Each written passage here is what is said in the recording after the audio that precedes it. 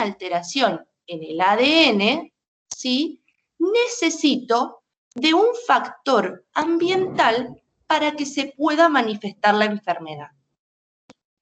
En esta clase, obviamente, los trastornos más frecuentes en la población son este segundo grupo, donde se incluyen patologías como la diabetes, la hipertensión arterial, enfermedades metabólicas como la gota, entre muchas otras, ¿sí? Estas son las más frecuentes en la población.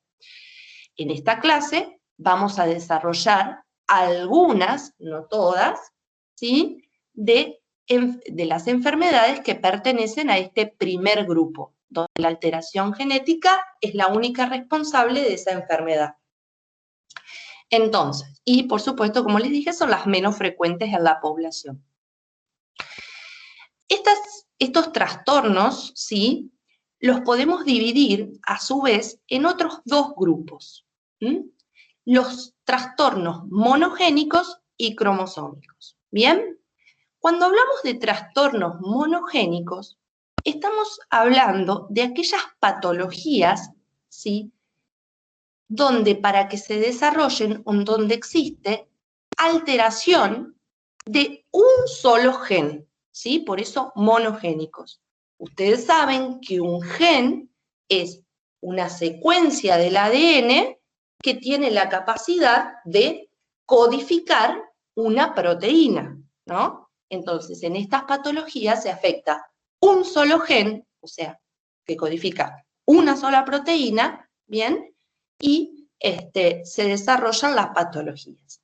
A esto los vamos a dividir, a estos trastornos, en los que presentan un patrón de herencia, en el caso de ser hereditarias, clásico mendeliano, que incluye autosómico dominante y recesivo, y un patrón de herencia no clásico, que no sigue las leyes de Mendel, que incluye estos cuatro tipos. Bien. Cuando hablamos de trastornos cromosómicos, o también cromosomopatías llamadas, estamos hablando de patologías, ¿sí? Donde se afectan ya no solo un gen, sino múltiples genes. Bien, ustedes saben que el ADN, la cadena de ADN, se hiperenrolla, bien, para formar estas estructuras que son los cromosomas. Cuando hay una alteración, ya vamos a ver, ya sea en la estructura o en el número de cromosomas, no se va a afectar un solo gen, se van a afectar muchos genes. ¿Bien? Bueno, salgo un ratito así descargo la lista y comenzamos. ¿Vamos hasta ahí más o menos? Participantes, tenía que hacer así, descargar. Genial. Bueno, cualquier cosa me dicen, si voy muy rápido, si no entienden nada de nada, no hay ningún problema.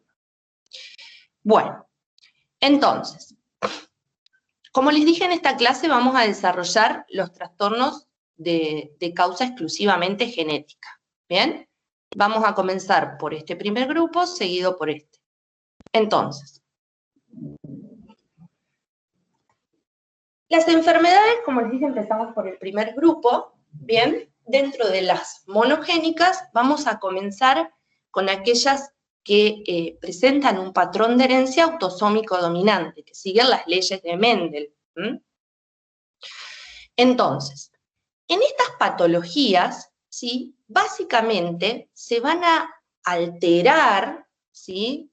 Predominantemente por mutaciones, genes, ¿sí? Un gen, pero que codifica ese gen o una proteína estructural del organismo, o un receptor celular, o ese gen codifica una proteína que regula el crecimiento celular, ¿sí?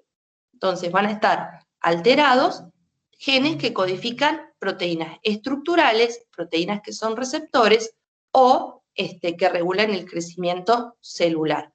Obviamente, estas proteínas no van a ser normales. Dentro de este primer grupo, ¿sí? Vamos a ir, tenemos estas patologías, en esta y esta. Vamos a ir desarrollándolas una por una.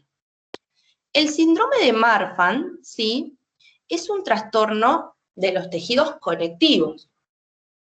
Afecta principalmente al esqueleto, a los ojos y al aparato cardiovascular.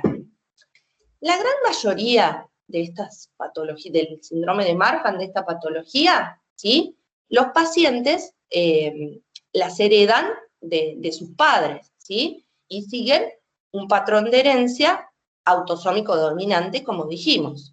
Pero una menor proporción también puede ser las mutaciones, ¿sí?, de este gen, pueden adquirirse y no ser heredadas. Ahora bien, en esta patología, el gen que está mutado, ¿sí?, que tiene una mutación en sentido erróneo, esta mutación se cambia un aminoácido por otro, el gen que está mutado es un gen que cuando se traduce codifica para que se realice esta proteína, que es la llamada fibrilina 1. La fibrilina 1 es una proteína estructural, ¿sí?, que básicamente, normalmente en el cuerpo, forma parte de la matriz extracelular, ¿sí? Sirve para formar fibras elásticas. Y es abundante, o hay mucha fibrilina 1, principalmente en la matriz extracelular de la aorta, de los ligamentos de las articulaciones y de los ligamentos que sostienen el cristalino, ¿sí?, en el ojo, las zónulas ciliares. Además, otra función que tiene esta proteína es secuestrar, ¿sí?, e inactivar a esta citosina, que es el factor de crecimiento transformante beta. Obviamente, si yo tengo esta mutación, una mutación en el gen que codifica esta proteína va a ser anormal y las manifestaciones clínicas van a aparecer en los órganos o tejidos donde esta proteína está presente.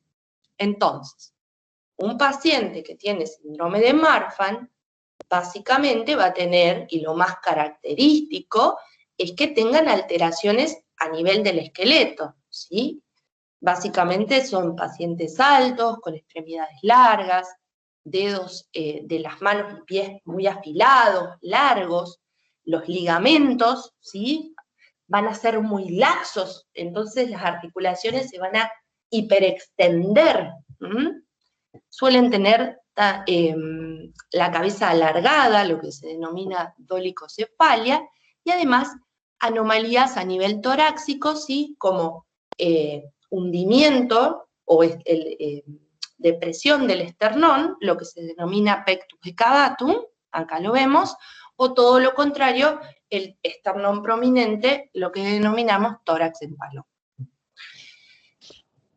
Dijimos además, ¿sí?, que la fibrilina era abundante en la aorta.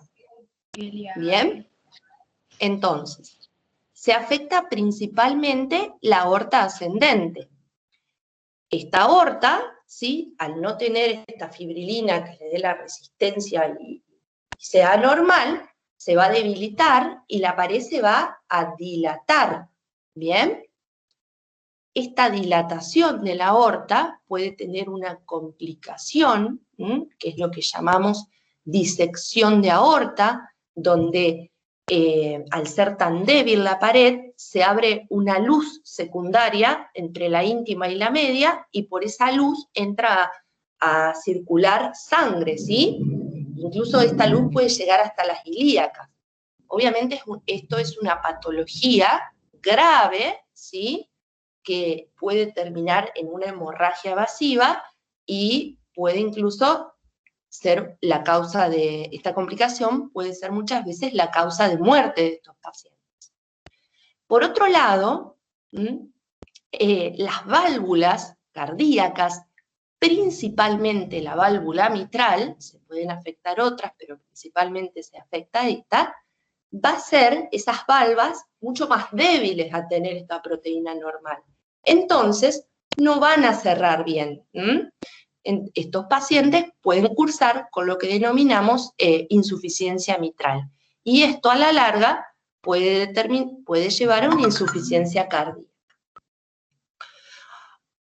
Dijimos también que la fibrilina era abundante, ¿no?, en los ligamentos que sostienen el cristalino, ¿bien? La cámara posterior, acá. Estos pacientes tienen riesgo, ¿sí?, de que al estos ligamentos ser débiles, de que el cristalino se desplace, ¿sí?, parcialmente, en ese caso hablamos de subluxación, o que se desprenda totalmente de los ligamentos, incluso puede quedar, como vemos acá, en la cámara anterior del ojo, bien, en ese caso cuando se desprende totalmente hablamos de luxación, del cristalino. La subluxación y luxación del cristalino en estos pacientes suele ser en los dos ojos, ¿sí? Y ver luxación o subluxación en ambos ojos es muy raro, ¿sí?, en personas que no tienen Marfan. Por esto, cuando vemos una persona que tiene luxación o subluxación bilateral del cristalino, lo primero que se nos tiene que venir a la cabeza es que puede tener esta patología. La segunda patología dentro de los trastornos autosómicos. Sí. ¿Cómo es la visión de esta persona con Marfan? Obviamente tiene alteraciones y dificultades en la visión, ¿sí? Totalmente, incluso desprendimiento del cristalino puede llegar a ceguera. ¿Mm? Profe, ¿y la luxación ¿Sí? se da cuando se pone más grave la persona o normalmente cuando tiene esta enfermedad la tiene? No, eso va dependiendo, ¿sí? Obviamente, a medida que pasa el tiempo, ¿sí?, hay mayor, la proteína nunca la tiene, ¿sí? Oye, siempre es anormal. Obviamente, a medida que pasa el tiempo, va a tener mayor riesgo de que tenga este desprendimiento del cristalino. No es que la tiene desde el principio, ¿sí? Se nace con la proteína normal, pero el cristalino está sostenido, por esos ligamentos débiles, pero sostenidos. A medida que pasa el tiempo, tiene riesgo de que se desprenda. Bien, ¿continuamos?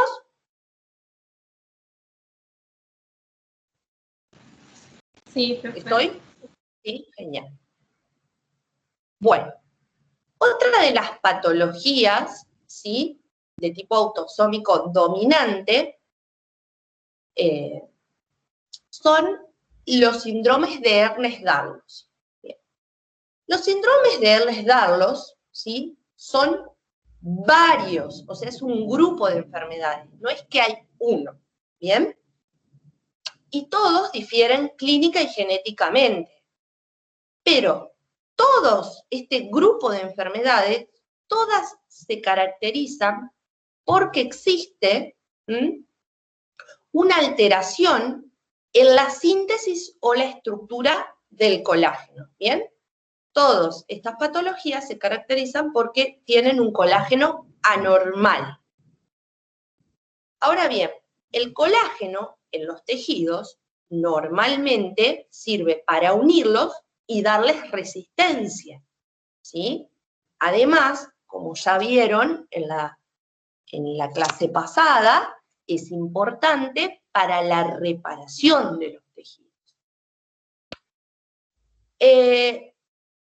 Los síndromes de Ehlers-Danlos, ¿sí?, se heredan, yo se los incluí dentro de los trastornos autosómicos dominantes, ¿sí?, pero van a seguir también patrones de herencia autosómico recesivo y ligados al X. ¿Por qué hay tantas variantes clínicas y genéticas de este síndrome? ¿Bien? Porque en el cuerpo, ¿sí?, no existe un solo tipo de colágeno, ¿bien? No es que hay un colágeno, sino que hay, en esta tablita que ni se lee, pero bueno, después la miran bien, varios tipos de colágeno, ¿sí? Y cada tipo de colágeno predomina en determinados tejidos. Entonces, cada tipo de colágeno es codificado por un gen diferente, ¿sí? Entonces, según qué gen se mute o altere, va a ser el tipo de colágeno que esté alterado y eso va a determinar las manifestaciones clínicas. Por eso hablamos de grupo de enfermedades y no una sola, porque hay muchos tipos de colágeno y cada uno se codifica, está en un sitio diferente y se codifica por un gen diferente. En reglas generales, ¿sí? En esta tablita se grafica los tipos de síndromes de Ehlers-Danlos, ¿sí? Según el gen que esté afectado, y las manifestaciones clínicas que presente. En reglas generales, ¿sí? Sea cual sea el colágeno que esté afectado y que sea normal, va a haber rasgos comunes clínicos en todos estos pacientes, ¿sí? Y estos rasgos comunes van a ser que obviamente en estos pacientes se van a afectar. Profe, ¿sí? Disculpe que le interrumpa, sí. Una pregunta. No, Profe, sí. en la diapositiva anterior, aquello del colágeno, los distintos tipos, los grupos que según cada uno había enfermedades, ¿eso es conocer el panorama general o hay que dominar a la perfección cada uno de esos? No, con esta tabla, con lo que dice esta tablita, ¿sí? Más o menos está bien. Con que sepan estos nombrecitos, ¿sí? Después la ven, esta está en el libro y se ve más grande, acá no me entraba. Pero con esto está, que sepan que hay varios tipos, y aunque sean los nombres, ¿sí? Es lo que me interesa. ¿Bien? No mucho más que eso. Okay. ¿Sí? Pero quiero que entiendan que en este son... ¿Cómo?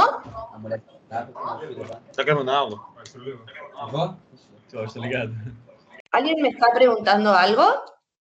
Porque escucho... Ah, bueno. ¿Continuamos? Sí, profe. Genial. Bueno.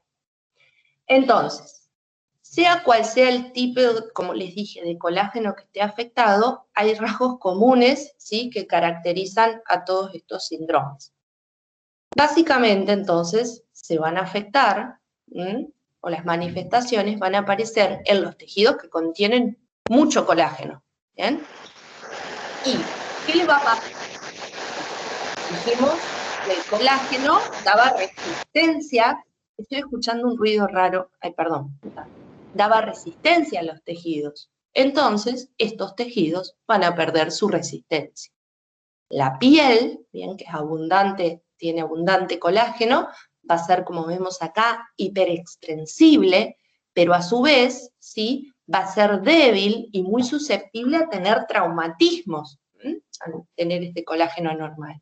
Y obviamente, si esta piel tiene una lesión, la reparación va a ser defectuosa, porque tengo el colágeno alterado. Otra de las manifestaciones se da en las articulaciones, ¿sí? En las articulaciones, los cartílagos son ricos en colágeno.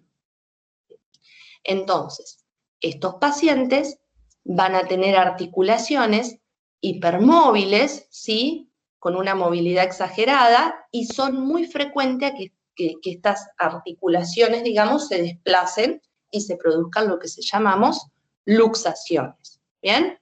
Esto, como yo digo, son los contorsionistas, ¿sí? Porque tienen tanta movilidad articular.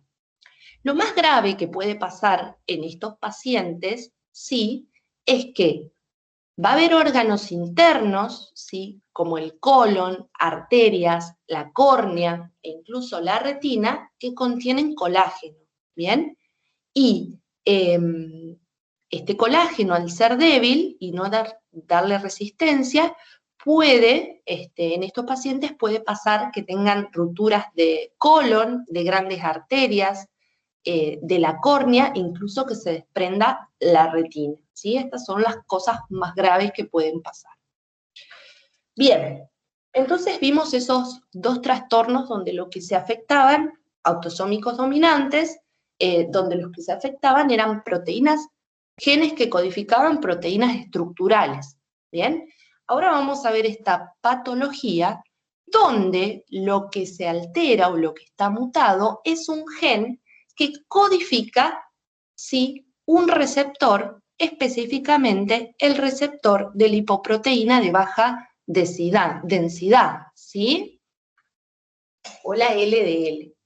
Bien, como venimos viendo, estas patologías siguen un patrón de herencia de tipo autosómico dominante. Bien, para entender bien esta patología, tenemos que ver qué es normalmente o el metabolismo de la LDL. ¿Sí? Seguramente esto ya lo habrán visto, pero vale la pena recordarlo. Ustedes saben que los lípidos se absorben a nivel intestinal, ¿sí? Se transforman en micrones, kilomicrones y son llevados al hepatocito. ¿Bien? Cuando hablamos de lípidos, vamos a hacer referencia al colesterol y a los triglicéridos. Ahora bien, desde el hepatocito tengo que sacar esos lípidos para poderlos llevar a tejidos periféricos para que puedan ser usados, ¿sí? Principalmente el tejido adiposo y el tejido muscular. Para sacar esos lípidos del hepatocito, ¿sí?, formo estas estructuras, ¿sí?, que son las lipoproteínas. ¿Bien? Lípidos, triglicéridos y colesterol unidos a diferentes proteínas. Esta molécula que sale, que es rica en triglicéridos y pobre en colesterol, ¿sí?, es lo que se denomina la lipoproteína de muy baja densidad, ¿sí? Esta lipoproteína transporta y llega a los vasos sanguíneos de los tejidos, ¿sí? Y en estos tejidos, a través de lipasas, se extrae de esa molécula los triglicéridos para que se introduzcan en las células, ¿sí? Al extraerse esos triglicéridos, queda una molécula, ¿sí?, o una lipoproteína que ya no es tan rica en triglicéridos, ¿sí?, sino que tiene más colesterol que triglicéridos, y es lo que se denomina la lipoproteína de densidad intermedia. Esta lipoproteína, en parte, puede regresar al hígado, ¿sí?, ya vamos a ver lo que pasa, o en su gran mayoría, lo que se hace es que se terminan de extraer en sangre periférica los triglicéridos y esta lipoproteína se convierte en otra lipoproteína que ya directamente no tiene triglicéridos, sino que está conformada únicamente por colesterol. ¿Bien? Esto es lo que se llama la lipoproteína de muy baja densidad. Para sacar este colesterol de sangre periférica, ¿sí?, porque hay que sacarlo, existen dos mecanismos en el cuerpo. Por un lado, que esa lipoproteína regrese al hepatocito, ¿sí?, y el hepatocito tiene un receptor, ¿sí?, que se une a la proteína de B100 de esta lipoproteína, que es el llamado receptor de LDL, y este colesterol se introduce nuevamente en el hepatocito. Este es el mecanismo principal por el cual se elimina el colesterol en sangre periférica, pero existe otra forma de eliminar el colesterol, sí, que es lo que se denominan los receptores barredores.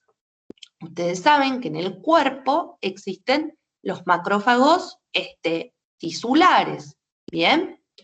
Pueden estar en la piel y en diferentes tejidos.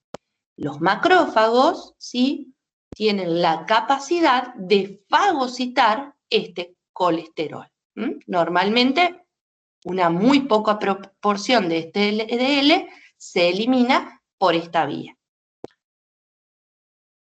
Ahora bien, el colesterol, ¿sí? Normalmente el LDL cuando llega al hepatocito, lo que hace es unirse a este receptor de LDL que está en estas estructuras que se llaman fositas revestidas. Entonces, estas fositas se internalizan, se unen con el lisosoma, bien, y las enzimas lisosómicas son las encargadas de separar, por un lado, los receptores de LDL y reciclarlos y que vuelvan a la superficie, y por otro lado, liberar hacia el citoplasma estos ésteres de colesterol, ¿bien? Acá voy a hacer una aclaración para que puedan salir este colesterol del lisosoma, es necesario, ¿sí? 2 proteínas que se llaman NPC1 y IPC2, de Niemann-Pick. Son necesarias estas 2 proteínas. Obviamente el colesterol, bien, cuando está en el citoplasma, por un lado, lo que va a hacer, ¿sí? Si hay mucho, es inhibir la síntesis de receptores, para que no se traiga más, se va a almacenar en el hígado, y por otro lado, se va a almacenar en el hígado. ¿Bien? Bueno. La síntesis de los receptores de colesterol es un proceso... Uy. Profe.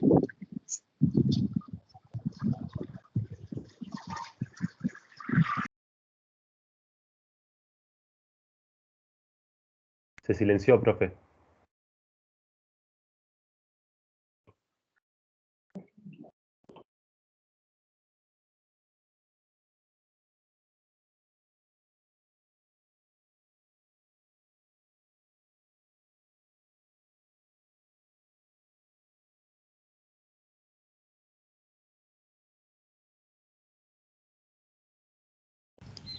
Profe, no te escuchamos.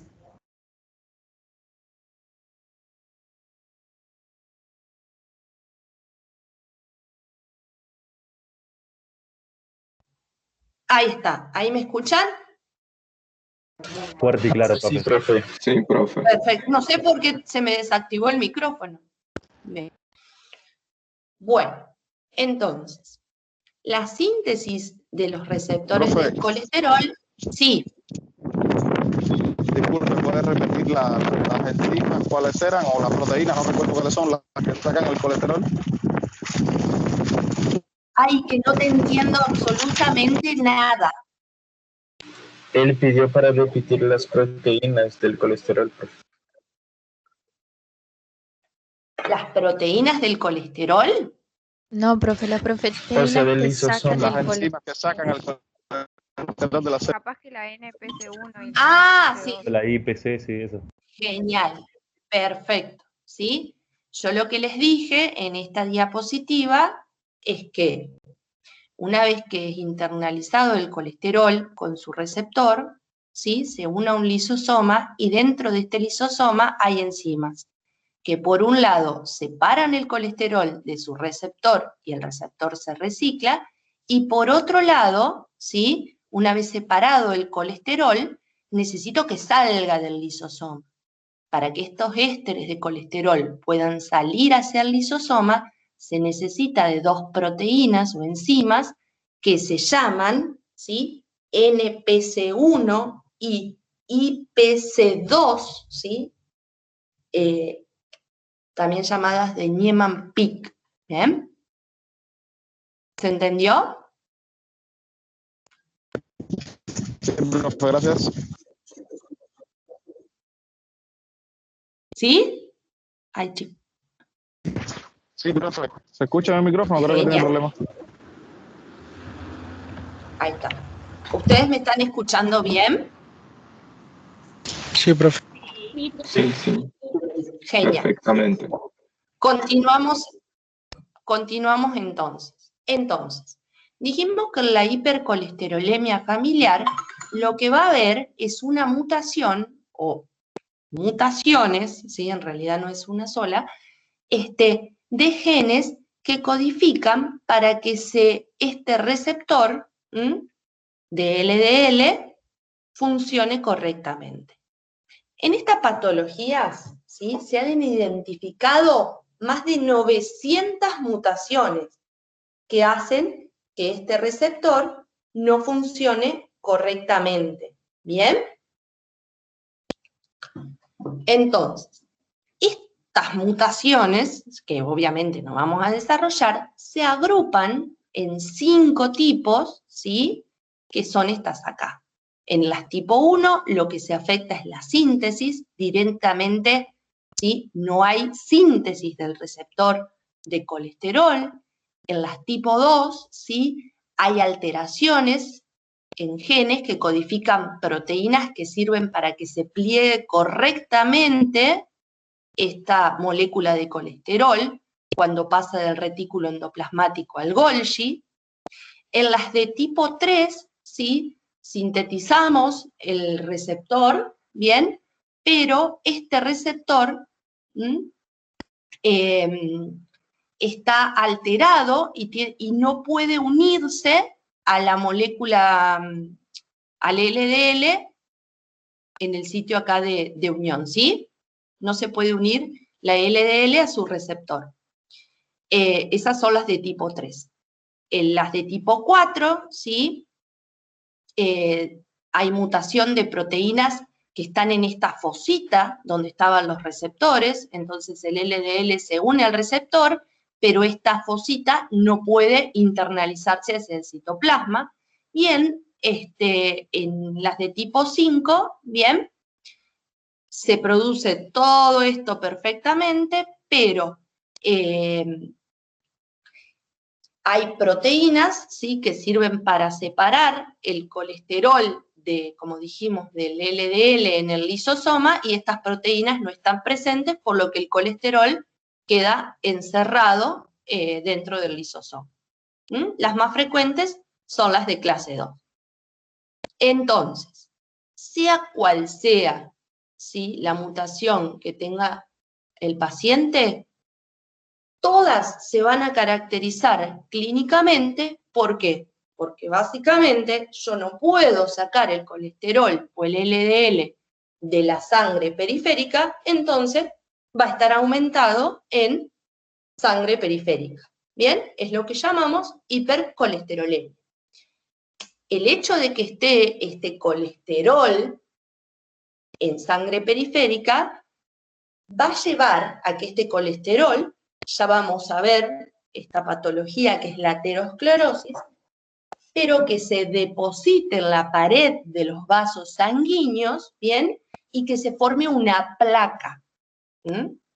Esa placa, obviamente, puede no solo ocluir ese vaso sanguíneo, con el riesgo de isquemia, sino que también se pueden desprender pedacitos de esa placa, ir a otro lado y obstruir otros vasos sanguíneos, ¿bien? También generando isquemia.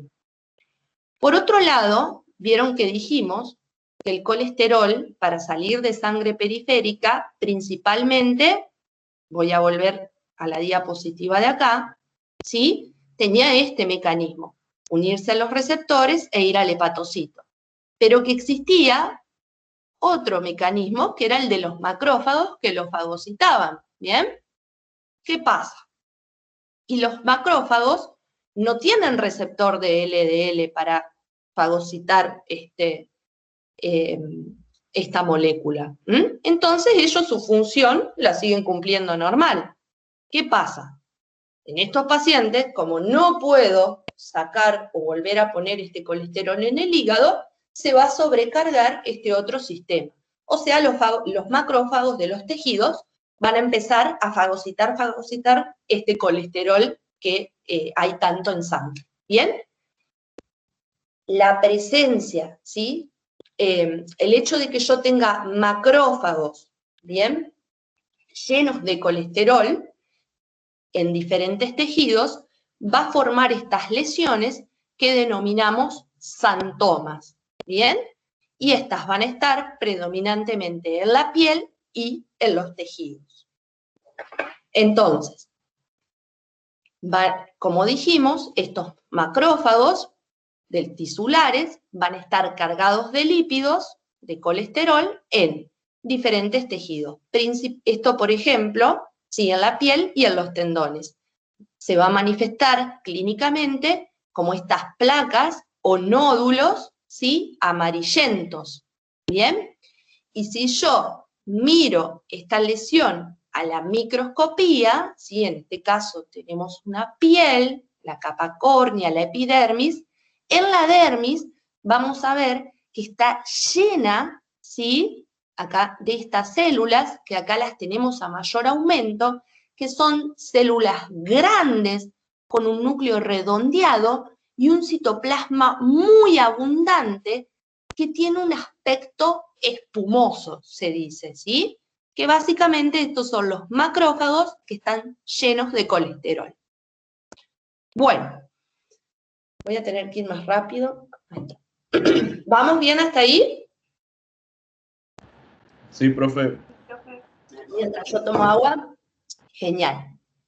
Bien. Otra de las patologías, ¿sí?, donde se afecta un solo gen y presenta herencia autosómica dominante, es la neurofibromatosis, ¿bien? La neurofibromatosis, que en el libro la van a encontrar desarrollada en el capítulo de sistema nervioso periférico, ¿sí?, no en el de genética, pero acá la damos como ejemplo, es una patología, ¿sí?, que se debe a que hay mutación, ¿sí?, de genes, ¿sí?, que codifican proteínas que, como dijimos, intervienen en el caso, en el crecimiento celular. En este caso, estas proteínas lo que hacen es que actúan como supresores tumorales. O sea, que normalmente las proteínas que codifican estos genes inhiben el crecimiento celular, ¿sí? Cuando veamos neoplasias vamos a ver que es muy frecuente que en las neoplasias, donde hay un crecimiento celular descontrolado, estén mutado este grupo de genes, ¿sí? Son muchos genes los que tienen la acción de inhibir el crecimiento. Bien, entonces, en la neurofibromatosis, ¿sí?, se mutan algunos de estos genes. Entonces, tenemos dos tipos de neurofibromatosis, la de tipo 1 y la de tipo 2. La de tipo 1 también se llama enfermedad de von Recklinghausen. En la de tipo 1, ¿sí?, el gen supresor tumoral que está mutado es un gen que codifica esta proteína que se llama neurofibromina, ¿sí? Este gen está localizado en el cromosoma 17.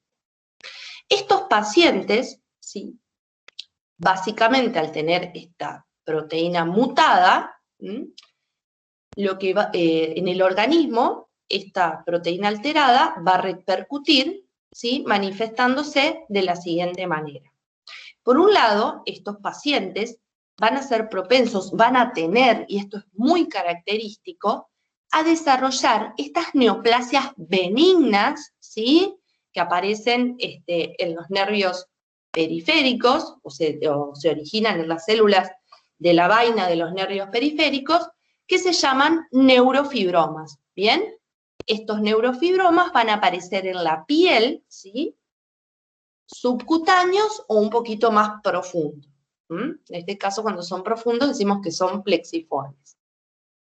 Entonces, como vemos en esta fotografía, esto es muy característico, ¿sí? Si ven esto, hay que, clínicamente, se tiene que venir una neurofibromatosis tipo 1, porque estas neoplasias, estos neurofibromas en estos pacientes son literalmente múltiples, ¿sí? Y esto es muy raro de ver, que sean esta semejante cantidad de neurofibromas, muy raro de ver en personas que no tienen, o sea, no se ve en personas que no tienen esta patología. Otra de las, manifestaciones clínicas que vamos a tener, estos pacientes suelen tener máculas hiperpigmentadas en diferentes partes del cuerpo, como vemos acá, que son las denominadas manchas café con leche. Y otra de las manifestaciones son estos nódulos de Lisch, que son lo que se denominan amartomas pigmentados del iris.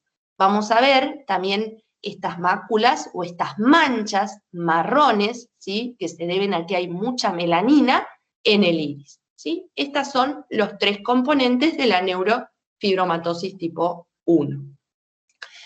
En la tipo 2, el gen supresor tumoral que se muta es otro, merlina, ¿bien? Y estos pacientes van a tener las manchas café con leche, no van a tener estos nódulos de Lynch, y sí van a tener neoplasias, básicamente del sistema nervioso, estas neoplasias del nervio periférico, que son los schwannomas. Principalmente esta neoplasia va a ser bilateral en el nervio, en el par craneal, el nervio acústico, y van a tener gliomas, que son neoplasias de las células de la glía, astrocitos, oligodendrocitos, del sistema nervioso central. Bueno, terminamos con las patologías, ¿sí?, monogénicas de herencia autosómica dominante.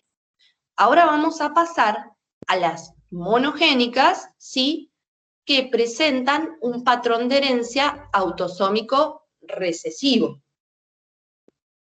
Básicamente, estas patologías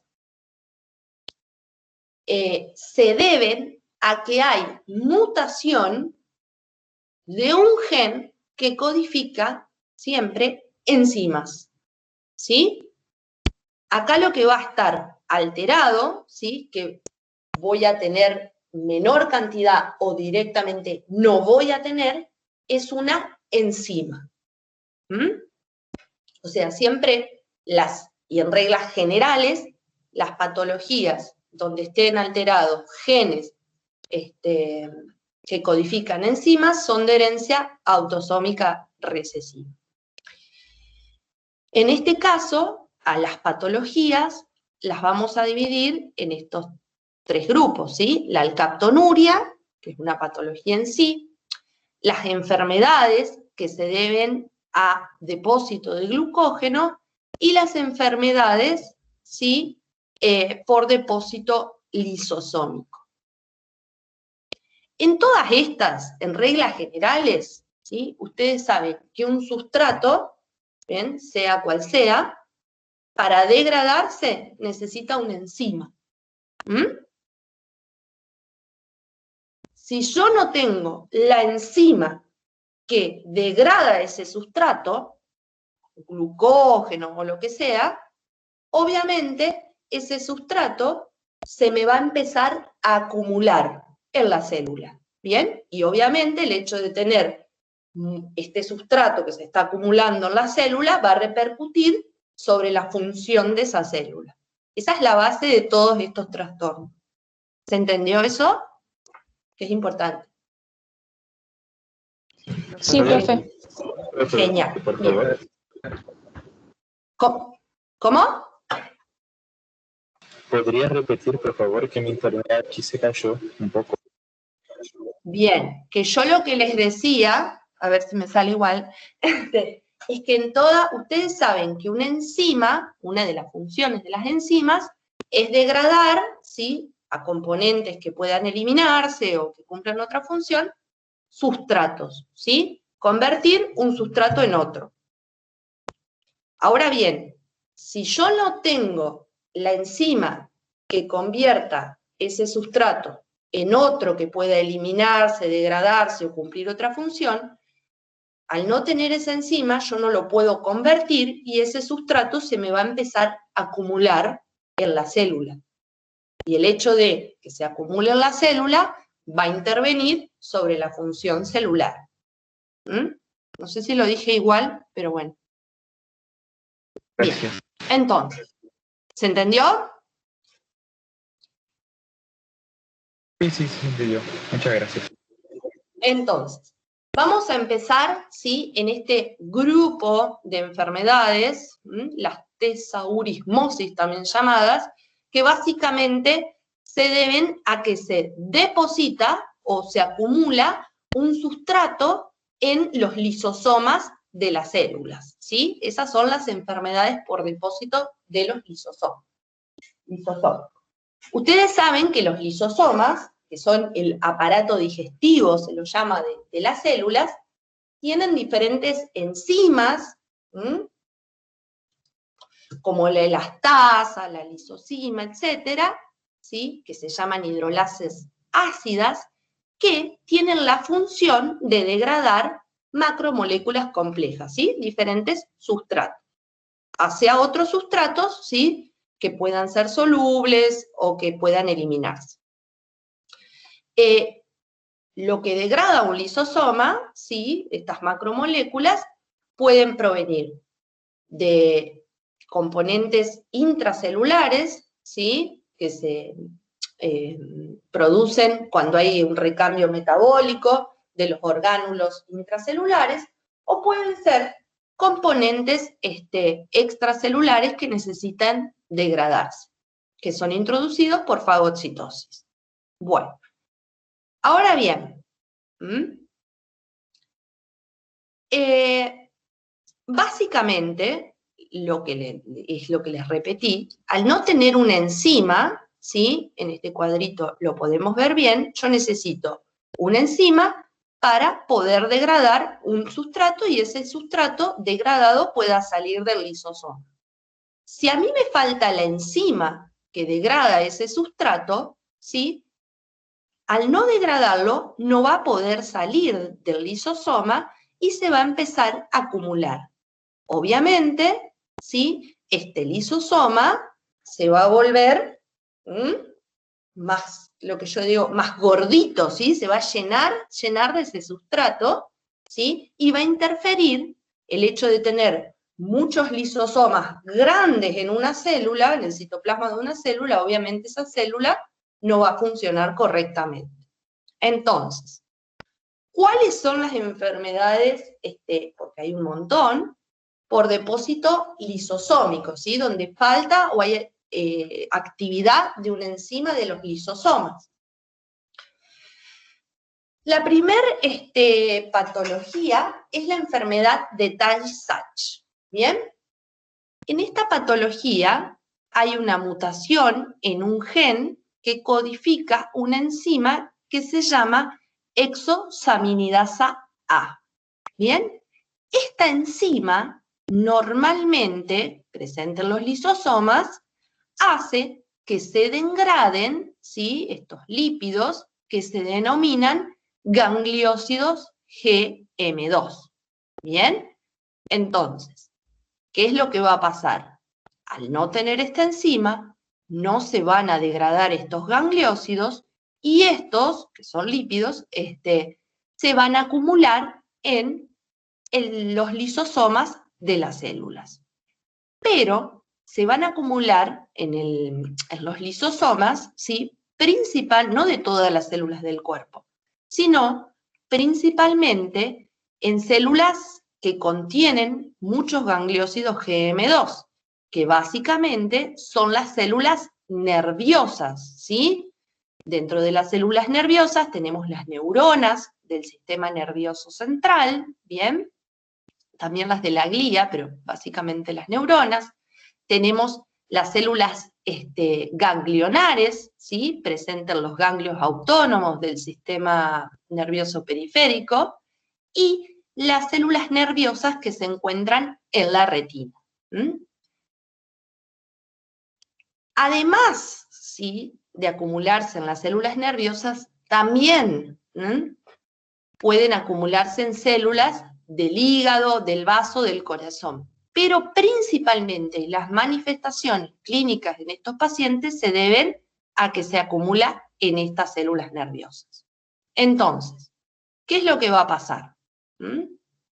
Si yo examino un tejido, bien, en este caso tenemos un corte de cerebro, en esta fotografía a la microscopía óptica, en este caso a la microscopía electrónica, ¿qué es lo que vamos a ver? ¿Sí?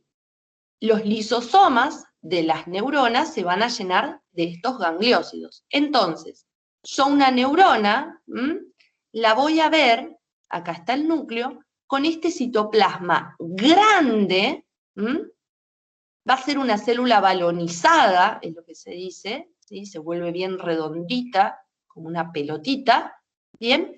Y el citoplasma va a estar lleno de vacuolas, que son básicamente los lisosomas que contienen estos gangliósidos, que como dijimos, son lípidos, entonces si hago tinción especial para lípidos, da positivo.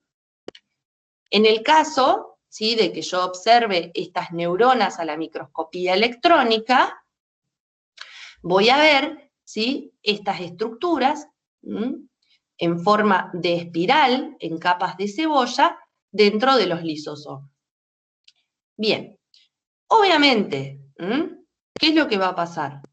Al tener esta neurona que está llena de lípidos, su citoplasma de lisosomas con gangliósidos, se va a destruir, ¿sí? No va a funcionar correctamente y puede incluso morir. Entonces va a haber destrucción de las neuronas, ¿sí?, del sistema nervioso central, periférico y de la retina. En el caso de la retina, van a aparecer, ¿sí?, al examen ocular, si hacemos un fondo de ojo, las neuronas de la retina, o las células nerviosas, en las que se depositan estos gangliósidos, son las que están alrededor de la mácula, ¿sí? Y esas células nerviosas de la retina que tienen lípidos, si yo hago un fondo de ojo, las voy a ver blancas. Entonces, al ver toda la retina blanca y lo único que queda preservado es la mácula, se dice que hay una mancha rojo cereza. Bien, clínicamente, obviamente, estos pacientes van a tener, por afectación del sistema nervioso central y periférico, un deterioro motor y mental rápido, ¿bien? Al estar afectada, la parte de las células nerviosas de la retina pueden cursar con cereza y, como ya dije, sí. Disculpe que te pare, pero ¿podrías explicar de nuevo por qué es una mancha rojo cereza? No entendí muy bien. Claro. Nosotros dijimos, no tengo una foto para mostrarle, pero nosotros dijimos, ¿sí?, que estos gangliósidos, estos lípidos, se acumulaban en las células de la retina, nerviosas, ¿sí? Lo único que se va a preservar en la retina va a ser la mácula, ahí por donde ingresan los vasos sanguíneos. Todas las otras partes de la retina van a estar con las células nerviosas llenas de lípido. Si yo hago un fondo de ojo, ¿sí?, la retina, voy a ver toda la retina, o parte, ¿sí?, que tiene el depósito de estos gangliósidos, las células, la voy a ver de color blanco. Y en el único lugar que no se van a ver, o que no se depositan estos gangliósidos, es en la mácula por donde entran los vasos sanguíneos. Entonces, si yo hago un fondo de ojo, voy a ver toda la retina blanca, o parte, y una mancha roja, ¿sí?, que es la mácula, donde entran los vasos sanguíneos, que ahí no se depositaron los lípidos. ¿Se entendió más o menos? Ahí está, ahí va. No se entendió nada. Profe. Sí, se entendió. Habría que ver una... No tengo una foto de un fondo de ojo, ¿sí? Sí. Bien. Seguramente me habría agarrado algo fundamental. Bien. Dijimos que los gangliósidos, además de afectar las células nerviosas, también podía afectar el hígado, el vaso, ¿sí? Y al acumularse va a aparecer aumento en estos órganos, va a aparecer aumento del tamaño, ¿sí?, hepatoesplenomegalia. Como todas las enfermedades autosómicas recesivas, ¿sí? No sé si leyeron algo de eso, pero bueno, si no ya van a tener su clase, suelen manifestarse a edades muy tempranas, ¿bien?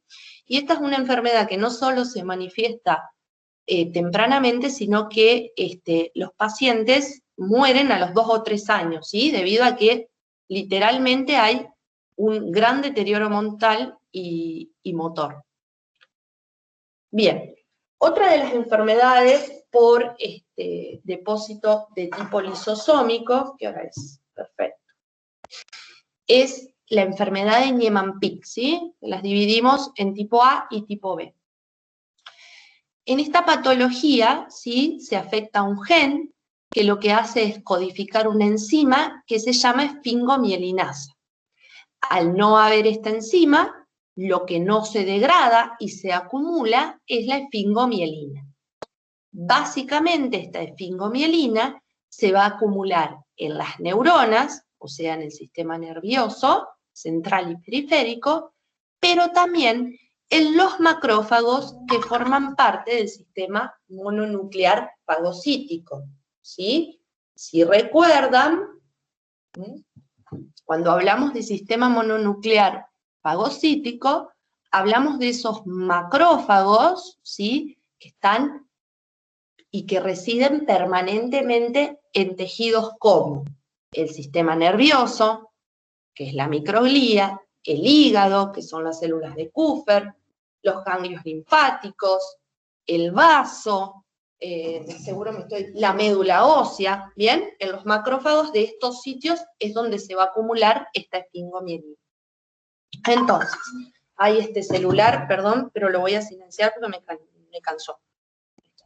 Entonces, tenemos dos tipos de enfermedad de Niemann-Pick, A y B, ¿bien? La tipo A es la forma más frecuente y a su vez es la forma más grave.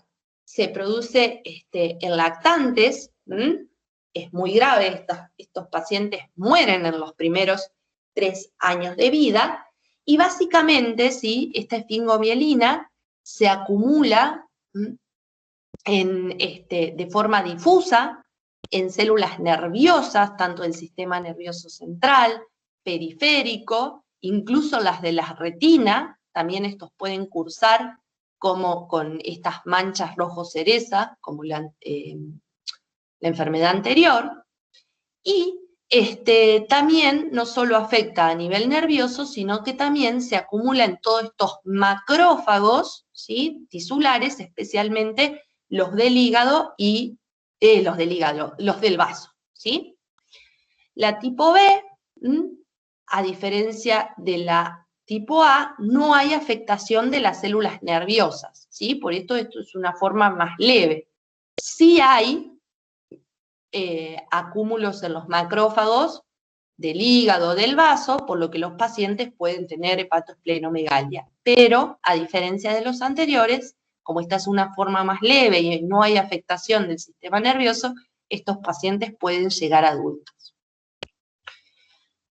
La otra enfermedad por depósito lisosómico es la de Niemann-Pick, pero ya la tipo C, ¿bien? Antes se las ponía a todas juntas, después se descubrió que se daban por mutaciones diferentes. Acá lo que va a haber, ¿sí?, es mutaciones en genes que codifican estas dos enzimas, ¿sí?, la NPC1 y la NPC2. Si recuerdan, cuando hablamos del colesterol, yo les dije que estas dos enzimas eran necesarias para que el colesterol en el hepatocito pueda salir desde el lisosoma hacia el citoplasma.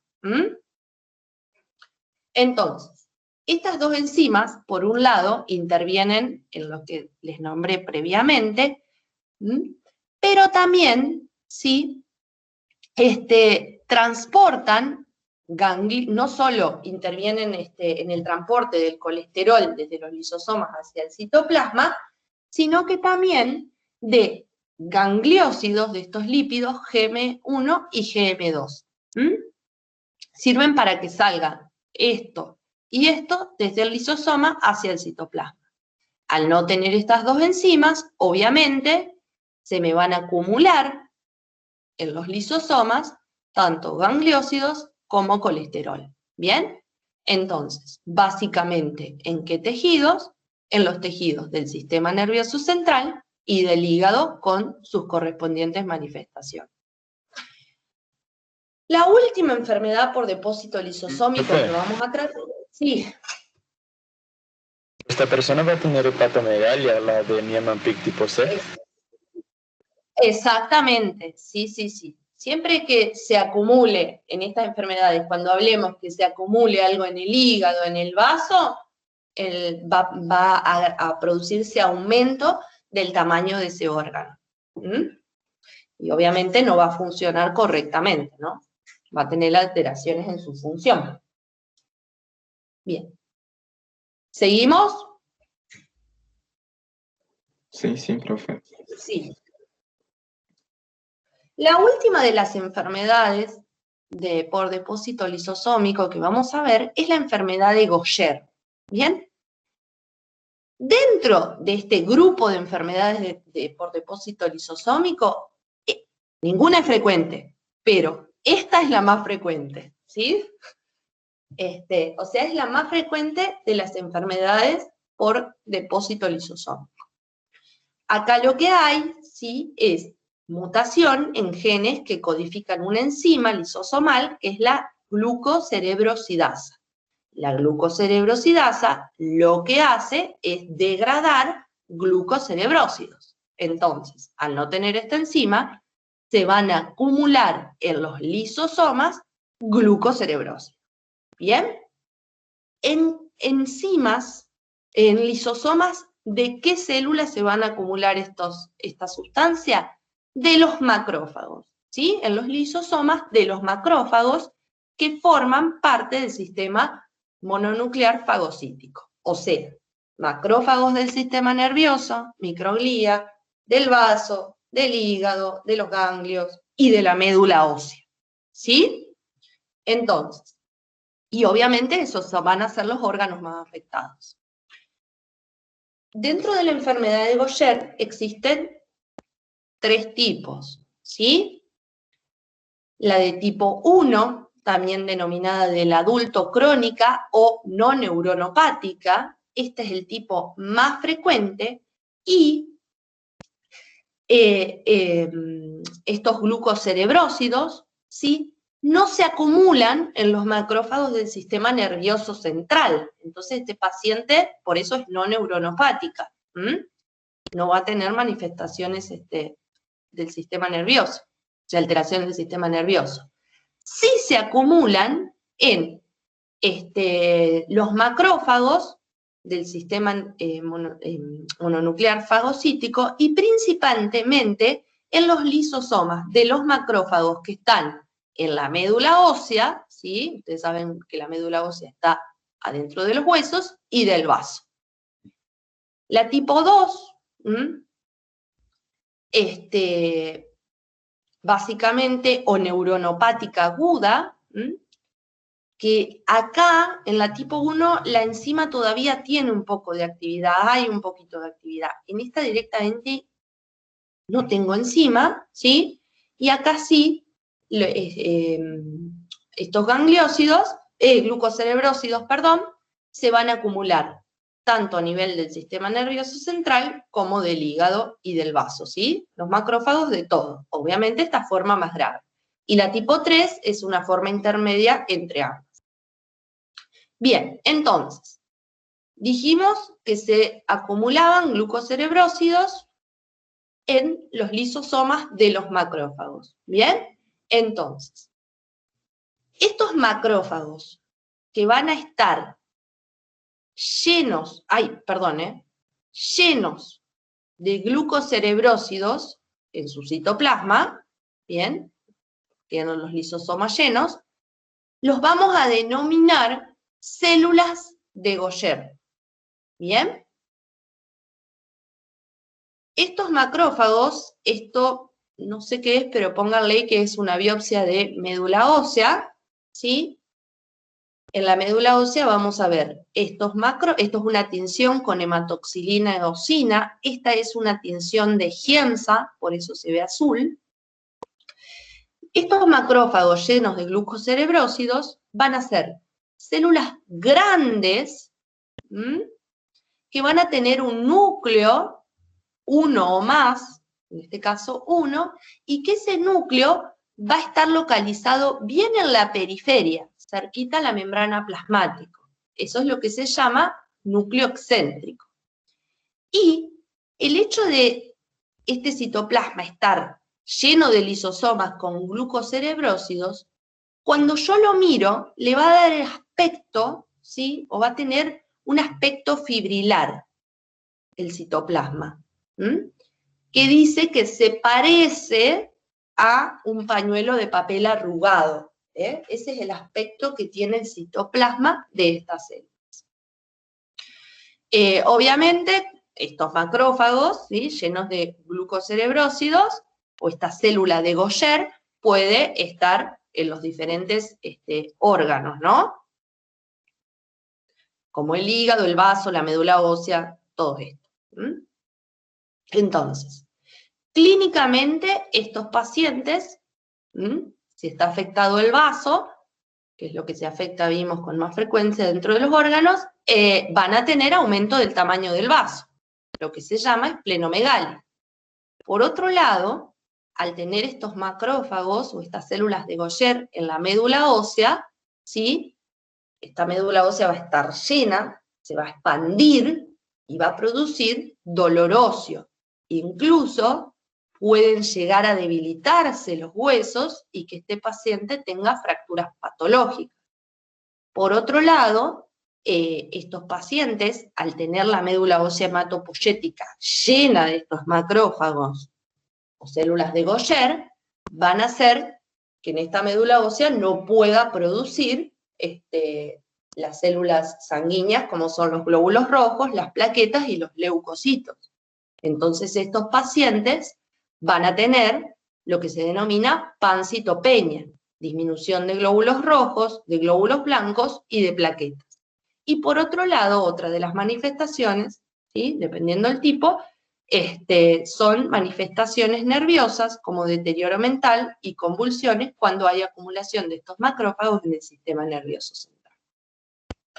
¿Qué hora es? Bien. Bueno, esas son las... Ah, no, seguimos.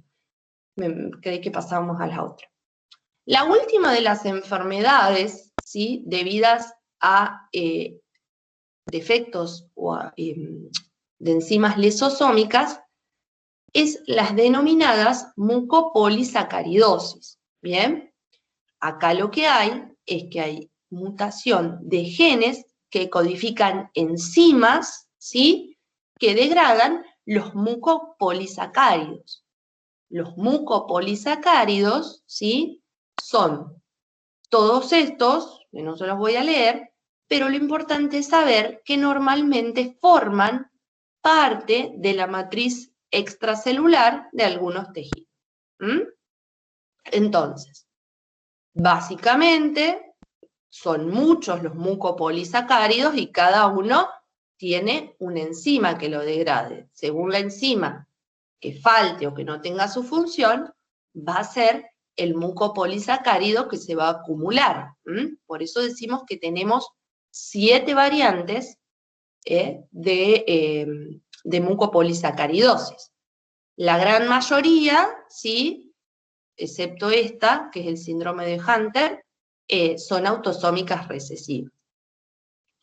Entonces, básicamente lo que va a hacer es que en estos pacientes se van a depositar estos mucopolisacáridos en diferentes partes del cuerpo. Los más frecuentes suelen ser el vaso, el hígado, la médula ósea, los ganglios, los vasos sanguíneos y el corazón. Y estos pacientes clínicamente van a presentar hepatomegalia, alteraciones esqueléticas, porque se acumulan en médula ósea, alteraciones de las válvulas cardíacas, como insuficiencias, alteraciones de los vasos sanguíneos, que van a ser más débiles, Y también, ¿sí?, al acumularse estos mucopolisacáridos que forman parte de la matriz extracelular, puede hacer que tengan aumento del tejido, más que nada a nivel de la cara, ¿sí? Entonces van a tener rasgos faciales toscos. Y obviamente, si afecta el sistema nervioso central, manifestaciones neurológicas. Bien, esas son lo que denominábamos enfermedades autosómicas recesivas por depósito lisosómico, ¿bien? Donde faltaba o había menor función de una enzima del lisosoma.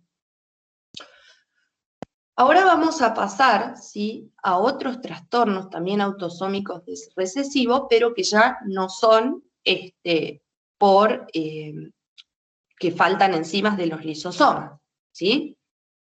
En este caso vamos a hablar primero de las glucogenosis.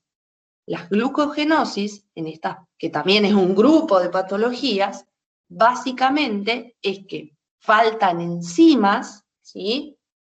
Dejemos acá de lado los lisosomas, en parte, que intervienen en la síntesis o la degradación de este componente que es el glucógeno, ¿sí? Ustedes saben que el glucógeno es la forma en que se almacena la glucosa. Entonces, estos pacientes lo que van a tener es acumulación en diferentes tejidos de un glucógeno que puede ser normal estructuralmente o en el caso de que haya alteración de las enzimas que intervienen en la síntesis, que sea una forma anómala de glucógeno. ¿Bien? Pero acá lo que se acumula en los tejidos es glucógeno.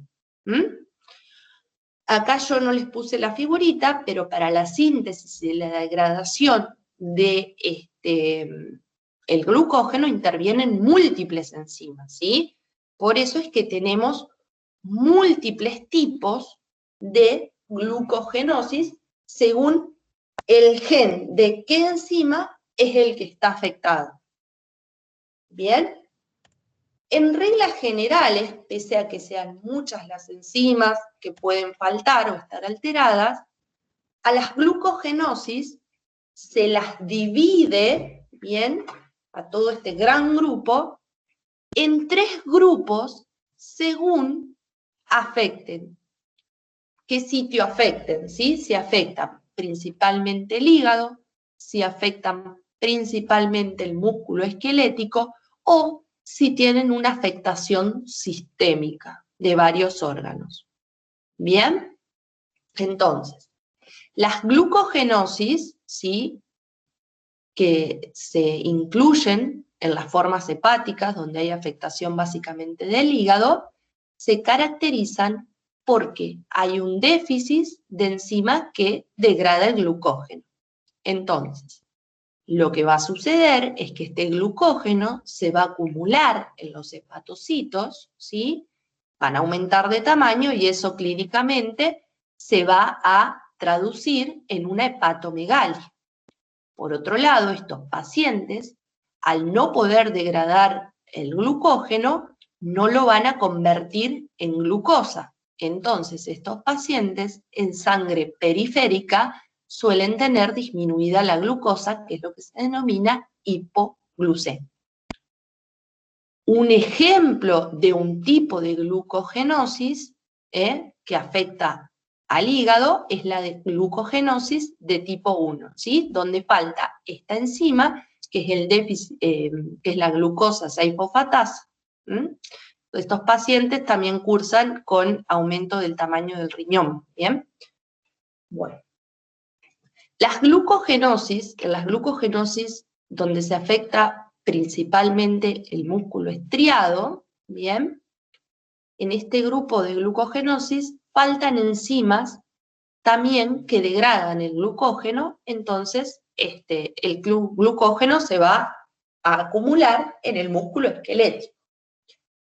Clínicamente, estos pacientes, ¿sí?, yo en el músculo esquelético tengo glucógeno que me sirve, ¿bien?, para cuando necesito energía para ese músculo, o sea, glucógeno, degradar ese glucógeno, convertirlo en glucosa y así obtener energía y poder realizar la actividad muscular. Estos pacientes, ¿qué pasan? Al no poder degradar este glucógeno del músculo estriado, cuando hagan o realicen una actividad física, van a tener dolores o calambres musculares, ¿sí? Porque no tienen energía para realizar la actividad. Y por otro lado, bien, ustedes saben que el lactato proviene del metabolismo de la glucosa. Estos pacientes, ¿sí?, en sangre no va a aumentar el lactato después del ejercicio físico, ¿bien? Porque si no puedo no puedo degradar el glucógeno, no puedo formar glucosa, entonces lógicamente no tengo glucosa para que se metabolice lactato. Bueno,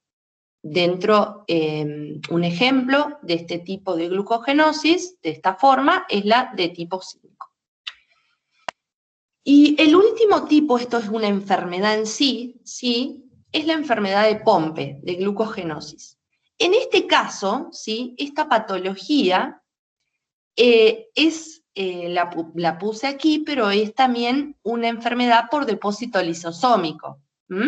Porque acá lo que falta es una enzima, específicamente la maltasa ácida, ¿bien?, que degrada el glucógeno, pero que esta enzima está en los lisosomas.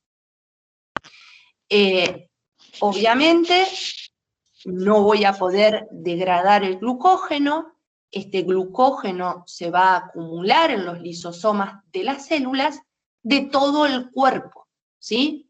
Esta es una enfermedad sistémica, pero principalmente en el órgano que se va a acumular es en el corazón. Entonces estos pacientes suelen tener cardiomegalia, ¿sí?, un corazón aumentado de tamaño, y lógicamente tienen un gran riesgo de tener insuficiencia cardíaca.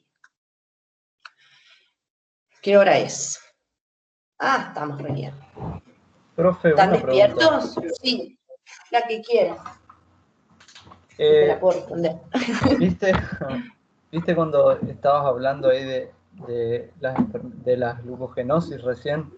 ¿Viste que, por ejemplo, había una que decía, el grupo hepático se da por falta de enzimas que degradan el glucógeno? ¿No podría ser también, por ejemplo, una por falta de síntesis de glucógeno, o es porque estas son las más relevantes, digamos, clínicamente, o las otras no afectan tanto?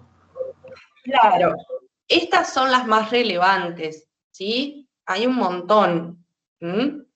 Yo las puse a las más frecuentes, ¿bien? Porque si vos ves el dibujito de lo que es el metabolismo y la síntesis de glucógeno, son múltiples las enzimas. En este caso, yo como ejemplo, les pongo lo más característico. Incluso creo que en el libro ni siquiera da un ejemplo de lo que es de una enzima que intervenga en la síntesis, ¿sí?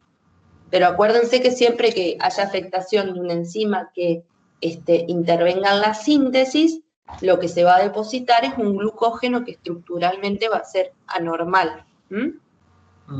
Dale, perfecto, gracias, profe. Genial. Bueno, continuamos, ¿sí?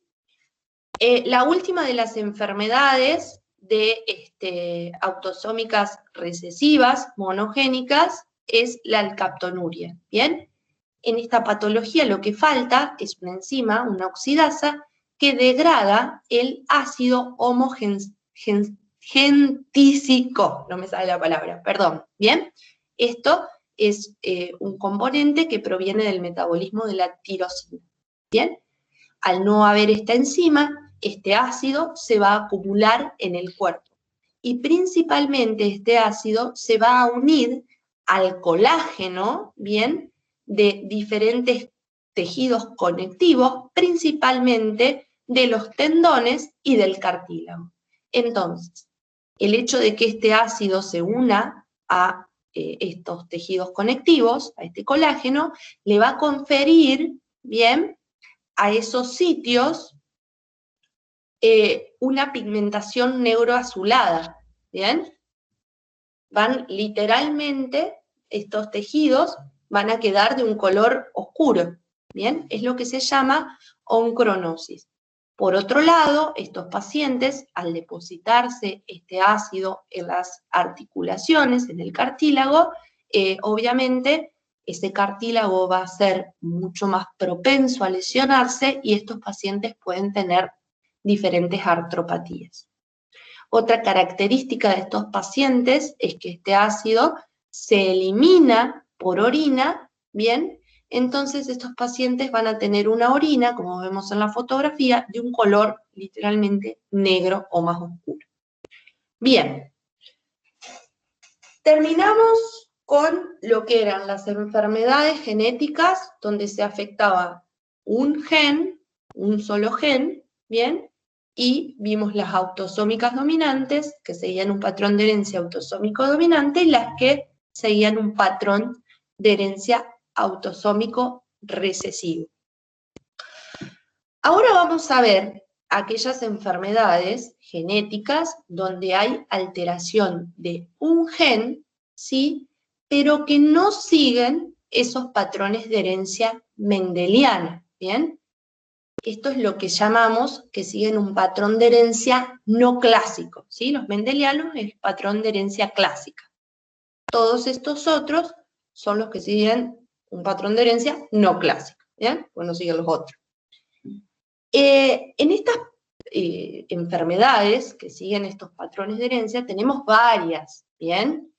Tenemos enfermedades que se dan por expansión de trinucleótidos, como el síndrome de X frágil, la herencia de genes mitocondriales, mosaicismos, que la verdad no vamos a llegar a explicarlos acá, ¿bien? Entonces, lo que vamos a dar es una de las mejor estudiadas, o una muy interesante, que es la que se dan por impronta genómica. Que son dos patologías, ¿sí? Que son el síndrome de Prader-Willi y el síndrome de Angelman. Bien. Y acá viene la parte en que, si ustedes entienden, yo voy a estar muy feliz. Porque esta parte es complicada, así que... Bien. Entonces, para entender estas patologías, lo que tenemos que entender primero, ¿sí? Es lo que significa o lo que es la impronta genómica, ¿bien? La impronta genómica es un fenómeno que ocurre normalmente, ¿sí? En los genes, un fenómeno normal. Entonces, nosotros, a ver cómo lo tratamos de hacer. Esta fotografía, ¿sí? Muestra lo que es un cariotipo normal de una persona, ¿sí? 23 pares de cromosomas, 22 autosomas y 2 cromosomas sexuales. ¿Bien? ¿Sí? Esto es un cariotipo normal.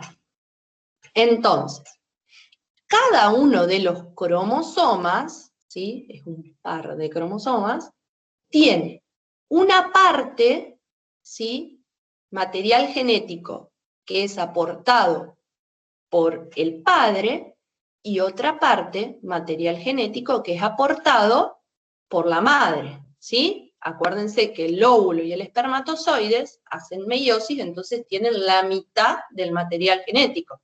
Cuando se unen, se completa, ¿sí? Tengo parte del padre y parte de la madre. Ahora bien, se dice, ¿sí? Que tanto la parte aportada o por la madre y el padre, se dice que son homólogas, ¿bien? Excepto cuando tengo esto no es homólogo, el XX sí, pero el XY no. ¿Y qué significa esto? Que acá y acá, ¿sí? Tengo la información genética para codificar las mismas proteínas. Ejemplo, yo quiero codificar la fibrilina 1, ¿bien? Vamos a dar un ejemplo burdo. En esta parte, esto es un ejemplo, no es que es así, ¿eh? En esta parte del cromosoma paterno, yo tengo el gen que me codifica la fibrilina 1. En esta parte del cromosoma materno, yo tengo el gen que me codifica la fibrilina 1, ¿sí? Es lo que a veces llamamos alelo paterno, alelo materno. ¿Bien? Eso significa que los cromosomas sean homólogos. Obviamente compiten y no conciernen esta clase. Entonces, ¿qué pasa? Hay un fenómeno, ¿sí?, que se llama impronta genómica y que sucede en los espermatozoides o en los óvulos, ¿bien? En los cromosomas que están en el espermatozoide y en el óvulo. Y este fenómeno, ¿sí?, que es un fenómeno llamado epigenético, lo que sucede acá es que se silencian, ¿sí? Silencian significa que se inhiben ciertos genes, ¿bien? Y al silenciar estos genes, no puedo traducirlos en proteínas, ¿bien? Eso es lo que significa que un gen está improntado, está silenciado. Entonces, normalmente, ¿sí?, en el espermatozoide, ¿sí?, acá tenemos el cromosoma del espermatozoide paterno, se silencia, esto se hace por metilación, acetilación, no viene al caso, se silencia un gen, ¿bien?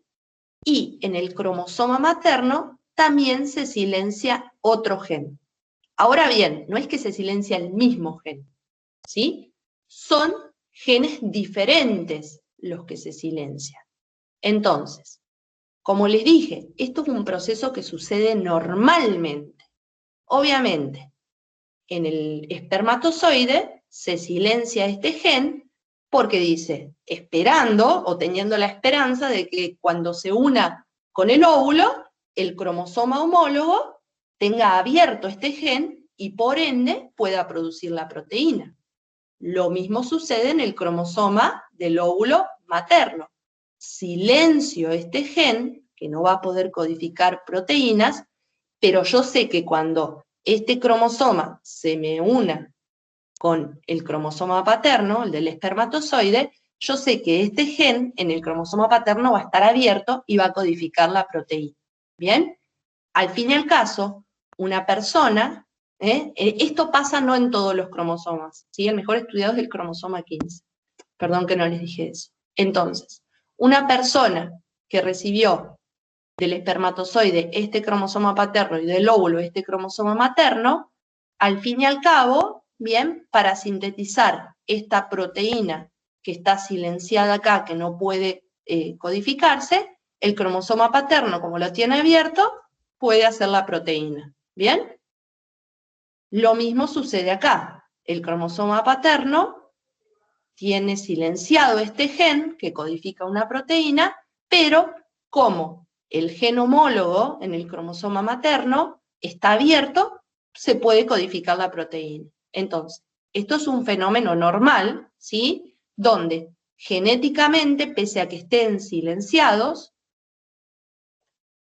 la persona que tenga este cromosoma va a producir ambas proteínas. ¿Bien? ¿Más o menos se entendió eso o no se entendió nada? Sí, entendió. Este es un tema que es difícil. Bien, entonces, eso sucede en la normalidad, ¿bien? Ahora, ¿cuál es el problemita?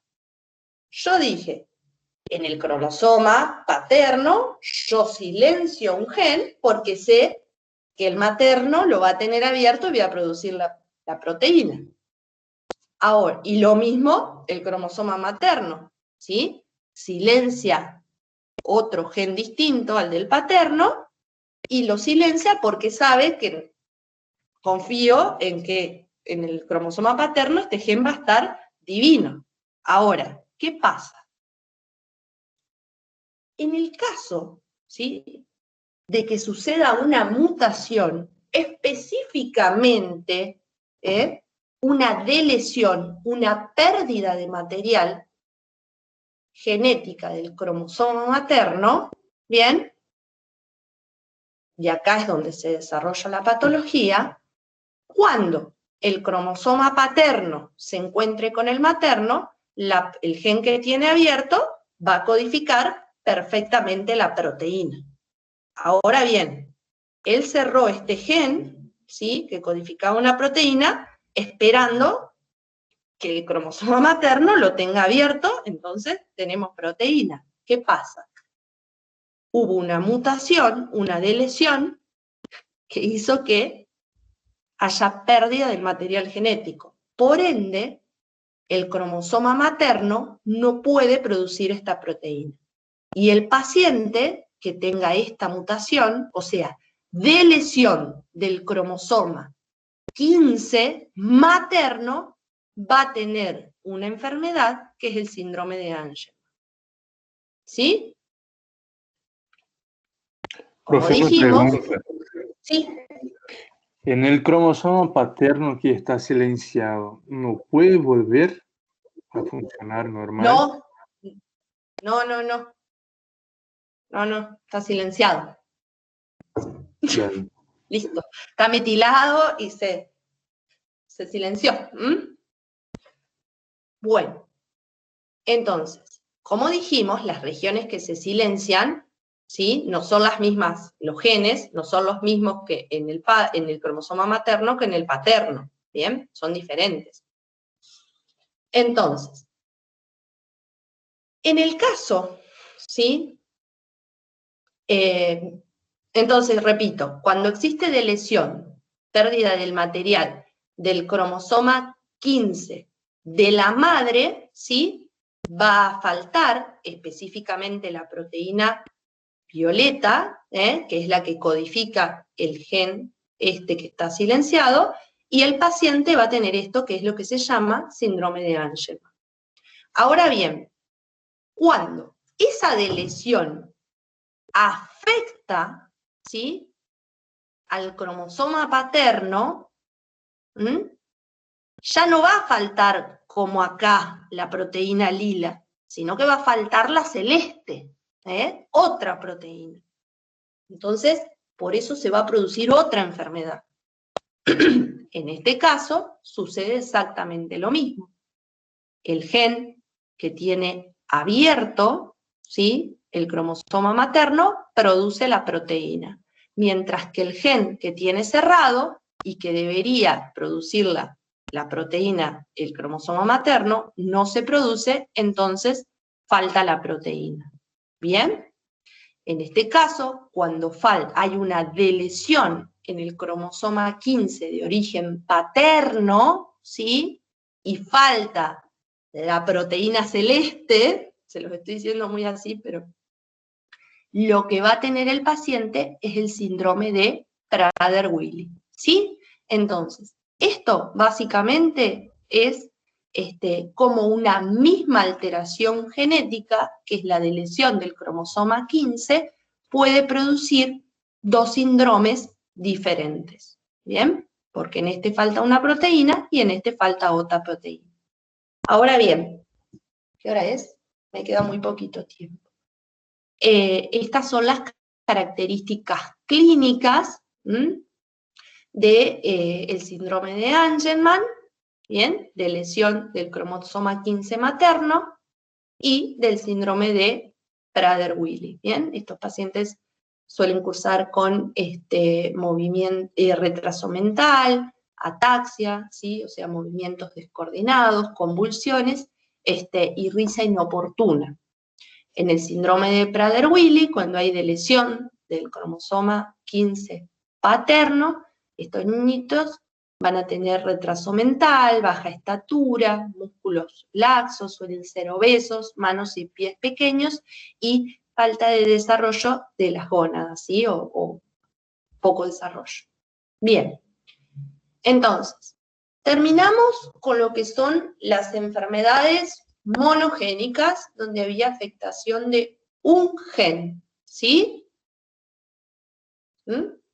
Ahora vamos a pasar al segundo grupo de enfermedades genéticas, que eran las cromosomopatías, ¿sí? Donde acá ya no era que se afectaba un gen, sino que se afectaba un cromosoma, ¿bien? O sea, varios genes. Acá van a estar implicados varios genes. Entonces, básicamente, ¿sí? Los cromosomas pueden alterar las mutaciones que afectan a los cromosomas, pueden estar, que no me sale, perdón, alterados a nivel del número, ¿sí? Puedo tener un cromosoma de más, uno o varios cromosomas de más, o puedo tener uno o varios cromosomas de menos, y también se puede afectar la estructura de los cromosomas, ¿sí? Puedo tener un cariotipo normal, pero que, por ejemplo, alguno de los cromosomas tenga, como vimos anteriormente, una delesión, ¿sí? Una pérdida de material, una inserción, y que obviamente esto traiga sus repercusiones clínicas. Dentro de los cromosomas, como dijimos, vuelvo a esta diapositiva de acá, perdón, entre los cromosomas nosotros tenemos del 1 al 22, ¿sí? Todos estos es lo que denominamos autosomas, ¿bien? Y el cromosoma 23 es lo que son los cromosomas sexuales, ¿eh? Estos se separan porque su única función es determinar las características sexuales de la persona. Entonces, a las enfermedades cromosómicas las vamos a dividir según se afecten los autosomas o los cromosomas sexuales. Bueno, esperemos terminar, yo creo que sí. Entonces, dentro de las enfermedades genéticas que afectan a los autosomas, tenemos estas tres. A ver, los autosomas, ¿sí? Son cromosomas que no toleran, ¿sí? Muchas mutaciones. Ay, escucho un ruido raro que no sé si es mío. A ver. Bien. Entonces, estos cromosomas no toleran muchas mutaciones, ¿sí? O sea, cuando hay la mayoría de las mutaciones que tienen los autosomas son incompatibles con la vida, ¿bien? Entonces la mayoría de los embarazos suelen ir a abortos, incluso estas mutaciones no llegan ni a veces a la fecundación, ¿sí? Son muy pocas las mutaciones que suceden en los autosomas que son compatibles con la vida. Los cromosomas sexuales, ¿sí? Por ahí sí son cromosomas que toleran más las mutaciones, pero los autosomas, la gran mayoría de las mutaciones que se producen en estos cromosomas terminan en aborto, o sea, son totalmente incompatibles en la vida. En este caso, ¿sí? Estas tres patologías, que son por ahí las que podemos llegar a ver y que pueden ser compatibles con la vida, son tres patologías que se caracterizan básicamente porque la persona tiene un cromosoma de más, ¿sí? Es una alteración numérica, ¿bien? Obviamente, al tener un cromosoma de más, que en este caso tiene un cromosoma 21 de más, un 18 de más y un 13 de más, hablamos de trisomía. Entonces, la primer patología es la trisomía 21 o lo que llamamos síndrome de Down, ¿bien? Esta es la patología o la alteración cromosómica más frecuente, ¿bien? Si yo estudio el cariotipo de estas personas, no van a tener una carga de 46 cromosomas como normalmente deberían tener, sino que van a tener un cromosoma de más, ¿sí? Un cromosoma 21 de más. Este sería el cariotipo en caso de una persona de sexo genético femenino, tengo 47 cromosomas, sexo femenino, más un cromosoma 21. Y en este caso, el cariotipo de una persona de sexo genético masculino. Lo que se le agrega, ¿sí? Obviamente se aumenta acá el número y se agrega el cromosoma que tiene de más. En este caso, el 21. ¿Por qué estas células suelen tener un cromosoma de más? ¿Sí? Porque durante la meiosis, cuando se separan las cromátidas hermanas, ¿sí? Hay una alteración que hace que estas cromátidas no se separan, entonces de repente me va a quedar un óvulo con un cromosoma de más, o una célula germinal. Esto sucede principalmente en el óvulo, ¿bien? No en el espermatozoide. Y esto capaz lo habrán escuchado, pero a medida que la persona es más grande, ¿sí? Tiene mayor edad, hay mayor riesgo de que suceda esto en el óvulo. Por eso las personas que tienen hijos a edades más tardías tienen mayor riesgo de que estos niños o niñas nazcan con esta patología. Bien, obviamente, ¿sí? Los autosomas son cromosomas que codifican proteínas que están en muchas partes del cuerpo. Entonces, la afectación, en el caso de que estén alterados los autosomas, va a ser sistémica. En el caso del síndrome de Down, bien, fenotípicamente van a tener, por ejemplo, piel cervical abundante, los ojos bien separados, con la nariz más chatita, pliegues palmares bien prominentes, alteraciones a nivel de los dedos, con separaciones del primero y el segundo dedo del pie.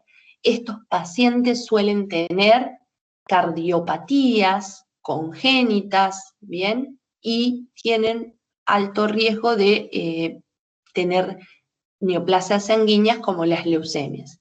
Y obviamente pueden llegar a tener diferentes grados de retraso mental. ¿Bien? Entonces, síndrome de Down, un cromosoma 21 de más. La otra patología, ¿sí? Numérica de los autosomas es el síndrome de Edwards. Acá lo que hay es un cromosoma 18 de más, ¿sí? Esto es mucho menos frecuente. Estas patologías, el síndrome de Down es el más frecuente. ¿Bien? Entonces, nuevamente, estos pacientes, las manifestaciones va a ser, como están alterados los autosomas, en múltiples órganos y sistemas, ¿bien? Y no se los voy a leer, pero también suelen cursar con retraso mental, la nariz pequeña, alteraciones a nivel de los dedos con superposición, alteraciones renales, entre otras. Y la última patología cromosómica de los autosomas es la trisomía 13, o también llamado síndrome de Patot, ¿bien? Donde estas personas lo que tienen es un cromosoma 13 de más. También enfermedad que afecta a múltiples órganos y sistémicos, ¿sí? Alteraciones a nivel de los miembros, con pie en bote, pueden llegar a tener algún dedo de más, o lo que denominamos polidactilia. Es frecuente que suelen tener falta de fusión del paladar, ¿sí? Es lo que determina el labio leporino, cabeza pequeña, retraso mental, entre otros. Bien, entonces, dentro de las enfermedades cromosómicas, esas eran las de los autosomas, ¿sí? Ahora vamos a pasar a las enfermedades genéticas donde lo que se afecta son los cromosomas sexuales, o sea, el Y y el X. Como les dije anteriormente, los cromosomas sexuales toleran un poquito más, ¿sí? Ya que no codifican tantas proteínas, sino codifican proteínas para que se desarrollen los caracteres sexuales, toleran mucho más y son muchísimo más compatibles con la vida, y toleran muchas más mutaciones que los autosomas, que la mayoría son incompatibles con la vida.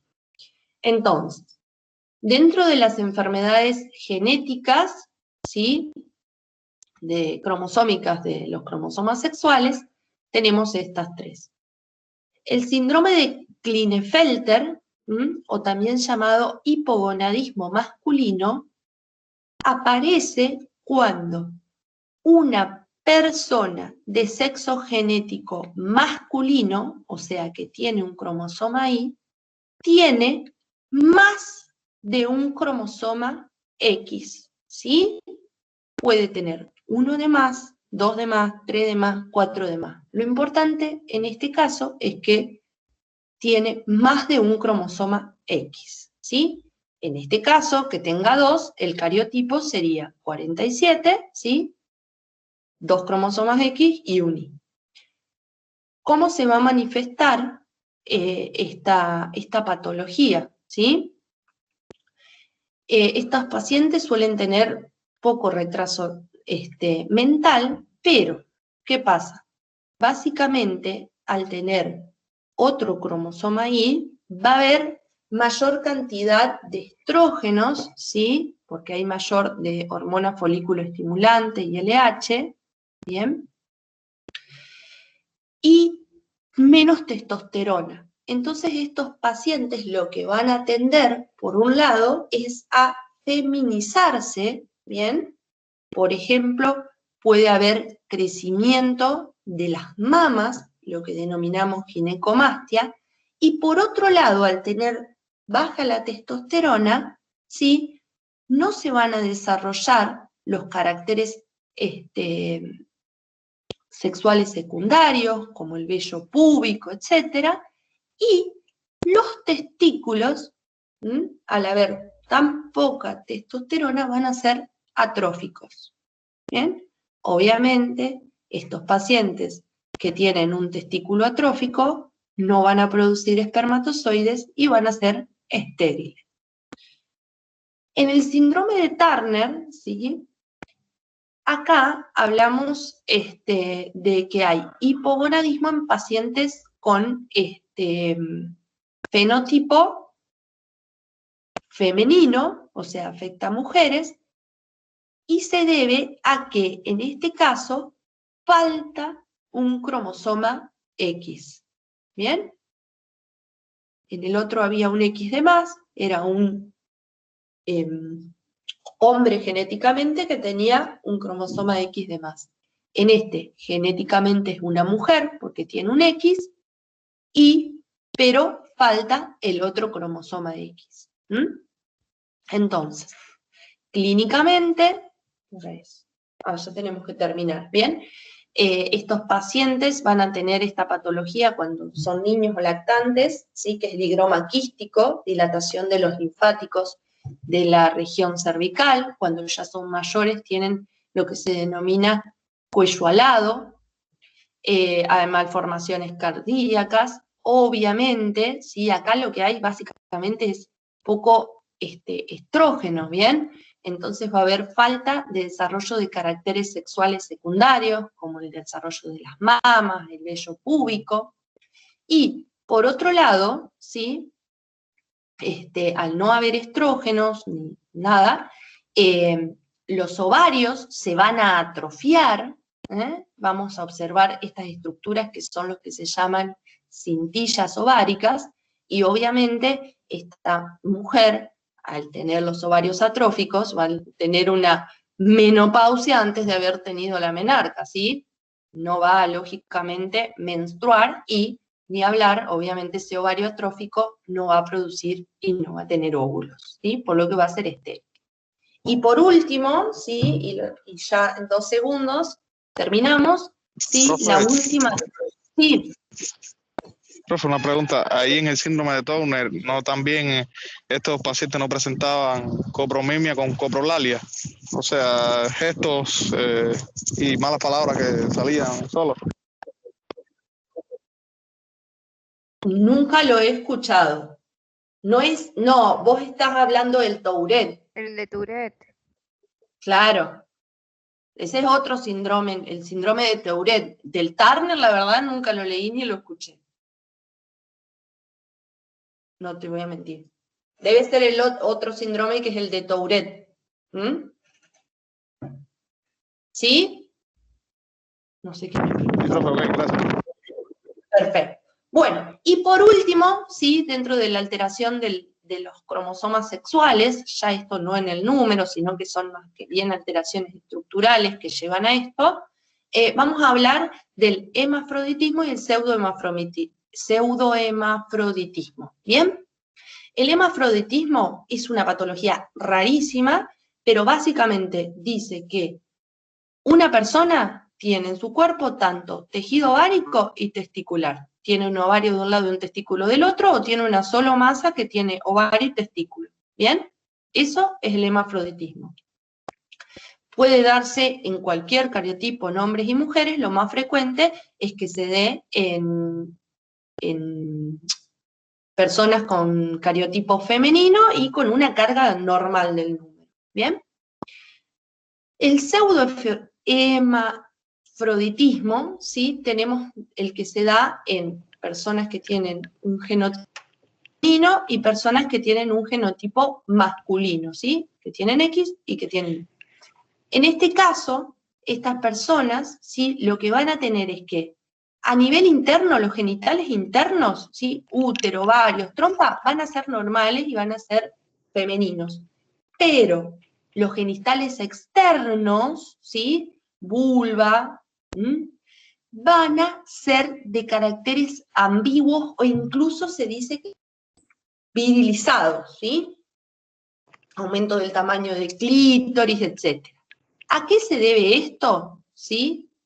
A que generalmente estas personas suelen tener con mayor frecuencia otra patología, ¿sí? Que es una enfermedad también genética que se llama suprarrenal congénita.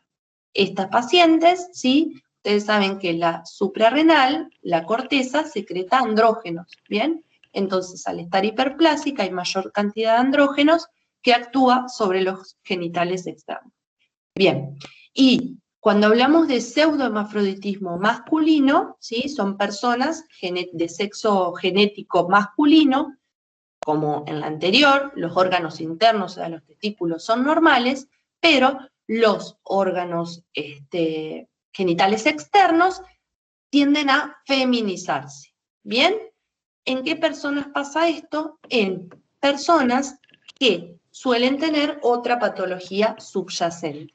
¿Bien? Principalmente esta, que es la denominada, síndrome de insensibilidad completa a los andrógenos, donde lo que sucede es que hay una mutación en el gen que codifica el receptor de andrógenos. Entonces, no hay receptor de andrógenos y estos no pueden actuar y por eso la feminización de los genitales. Bueno, terminé. Mira, hay 30. ¡Qué puntualidad! Bien. Bueno. Genial, entonces. Espero que hayan entendido algo. Voy a hacer así. Más o menos. ¿Alguna pregunta? ¿Algo? Ahí vuelvo, ¿eh? ¿Están dormidos? Muchas gracias, profe, estuvo genial. Bueno, espero que hayan entendido algo, ¿sí? Cualquier cosa, me consultan. ¿Bien? No sé si prendí la cámara. Ahí está, acá estoy. Profe, nos va a subir el power. Sí, ahora se lo subo al campus, ¿sí? Yo se lo subo ya, pero después tienen que habilitarlo. Así que por ahí capaz no lo tengan ya. ¿Bien? Pero yo ahora se lo subo ahí al campus. Gracias. Sí, Bueno, profe, eso está ya. Bueno, espero que les haya servido y que hayan entendido algo. Bueno. Gracias, profe. Si no hay ninguna pregunta, les agradezco muchísimo y que tengan linda tarde. ¿Sí? Muchas gracias, profe. Gracias, profe. Chau, chau. Chao, profe. Oh, profe, gracias. Chau, chau. Y como corto. Así.